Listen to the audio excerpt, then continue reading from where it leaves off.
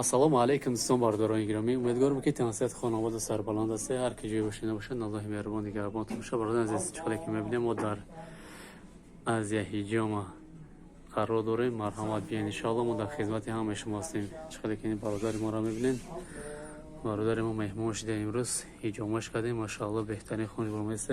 اکا جون چقدر سخته روشن شخل بده سودا خیر. بیاین ان شاء الله برادران عزیز، ما در خدمت شما هستیم. فیتابوچ کردیم و بعد فیتابوچ کردیم برای سینما ماساژ روشنای آپارات باکمی بعداً هیجام میگیریم.